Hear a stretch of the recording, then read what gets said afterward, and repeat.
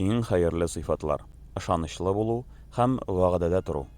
Расулыбыз саллаллаху алейхи вассалам ышанычлы һәм үз вәгъдәсендә торучы кеше иде. Расул әкрәм саллаллаху алейхи вассалам пәйгамбәрлек килә башлаганчы ук Мөхәммәд әл-Амин, ягъни ышанычлы буларак танылды. Аллаһы Тәгаләгә һәм кешеләргә биргән вәгъдәсен бозмады, әманәткә хыянәт итмәде, пәйгамбәрлек вазифасын җиренә җиткереп башкарды. Аллаһы Тәгалә дә Коръәни Кәримдә мөэминнәрне сыйфатлап шулай дип әйтә: алар әманәткә хыянәт итмиләр, вәгъдәләрен бозмыйлар. Без дә Расулуллаһ саллаллаху алейхи вассаламның үрнәгенә ияреп, вәгъдәләребездә торыйк, ышанычлы адәмнәр булырга тырышыйк. Раббыбыз һәммәбезгә дә хәерле әхлак ияләре булып тормыш алып барырга насыйп итсен. Аллаһы Тәгалә кылган изге гамәлләребезне кабул итсен. Җомга көн хәерле узсын. Якынайып килә торган мирадж кичәсе мөбарәк булсын.